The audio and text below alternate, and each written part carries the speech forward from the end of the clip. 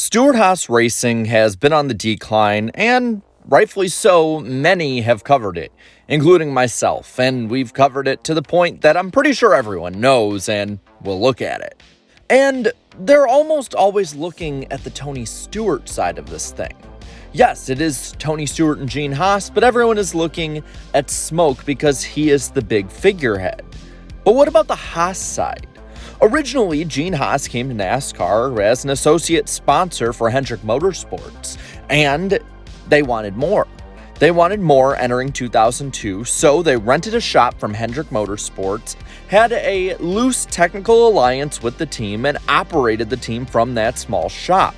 And the original team, all the way in 2002 with their debut, was the number 60 Chevrolet, which was basically a fifth Hendrick car, though owned by Gene Haas. With this, they would have Truck Series champion, three-time truck champion at that, Jack Sprague, who would try to attempt 6 races at the end of the season. He would make 3 of them, crashing out of one, finishing 35th in that and another, as well as getting a high of a 30th place finish at Homestead. But it was just putting their toes in the water. They wanted to see how they'd be able to race and how they'd be able to bring this young driver, this young champion in Jack Sprague up to the Cup. And in 2003, they would do that with a 3-time truck champ, making him their driver, going for the 2003 Rookie of the Year award in the number 0 Net Zero Pontiac.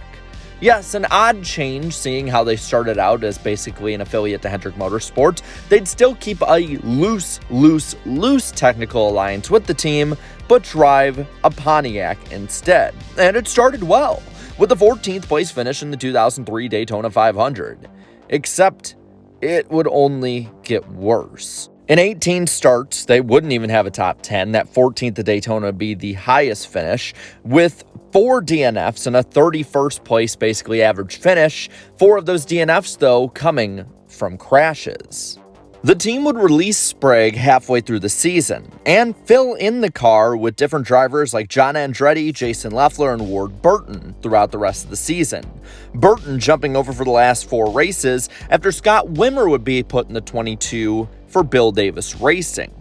For 2004, Haas would switch back to Chevy with the news that Pontiac was leaving NASCAR. And Ward would be the full-time driver for them, racing in all but the last 2 races of the season.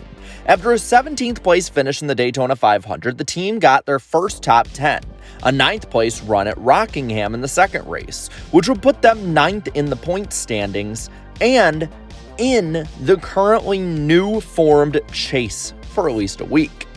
But they would get another top 10 at California with 10th and fall at Talladega with another 10th, but that would be all they would get. Most of the year they were in the top 30 in points, but Ward also had 8 DNFs. Though the driver wasn't the problem as much as the team, as 6 of these were engine or mechanical failures. And at the end of the year, Mike Bliss would be put in the car, as he would be the driver for 2005. In the Xfinity Series, Jason Leffler would run most of the races, but to really low results. So going to 2005, for the first time ever, a driver would run every single Cup race for the number 0 Chevy.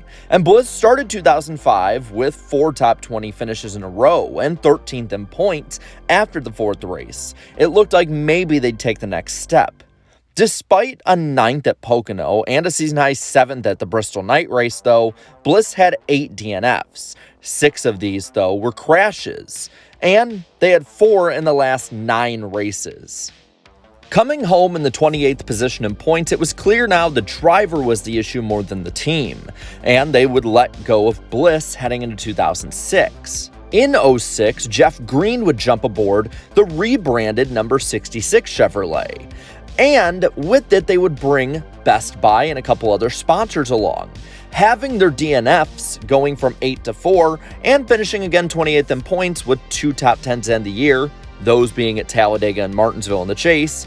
But this would also be monumental because Johnny Sauter would run the number 70 in the Coke 600 to a 24th place finish. It'd be the first time ever this team would run more than one Cup Series team, and he was the guy who was running in the Xfinity entry, the 00, to moderate success that same year with 2 top 5s, 9 top 10s, a pole at Memphis, and an 8th place points finish.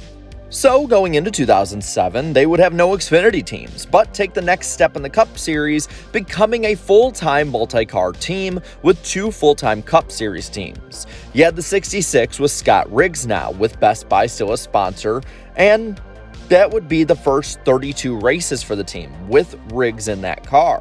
And they had top 10s at Bristol, Phoenix, and New Hampshire. While that isn't the greatest, even though 6th was their high, being at New Hampshire, it was all in COT races, which boded well for the future. Jeremy Mayfield would jump aboard the last 4 races to help keep the team in the top 35 of owners' points, which he did, and the number 70 ran in all but one of the races with Sauter DNQing Bristol. But Sauter did break through for Haas, getting the first top 5 finish ever, a 5th place run in the 26th race of the season at Richmond, and he'd be 30th overall in the points, the top Haas car. Heading into 08, there was hope, but it would quickly be dashed as there were major struggles. Riggs would have sponsored state water heaters on the 66, but other than DNQing 2 races, he'd only have 1 top 10 in the second Talladega race. It was a struggle to stay in the top 35 of owners' points for him, and it was not enough to keep the ride, which we'll talk about in a bit after 08. And the 70 was a messy carousel of drivers. Mayfield originally was tabbed to drive for the team, but after not being in the top 35 after 7 races, the team made a decision to have a bunch of other fill-in drivers throughout the year. And the 70 would only have 30 starts, DNFing in 6 of them.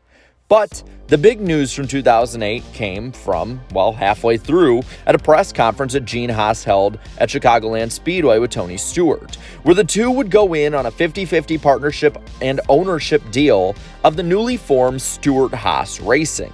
Sponsors like Office Depot and Old Spice would come aboard, and the floundering number 70 team would be rebranded after that season in 2009 to Tony Stewart's familiar number 14. Later, it would be announced that the number 66 would be rebranded as well. Initially, the car would be the number 4, but Morgan McClure declined to give the number to them. Instead, they would have the number 39 U.S. Army Chevrolet with Ryan Newman.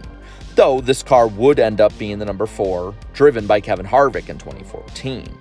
But overall, these opening years of Haas's team in NASCAR were kind of familiar to what we see today, crippling mediocrity. But with that, I want to pass it on to you.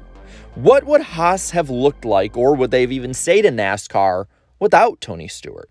Let me know down in the comments below. And while you're at it, leave a like on this video, share this video, and subscribe to my channel for more great NASCAR content. Thank you so much to all my channel members for your continued support. And until next time, have a good one.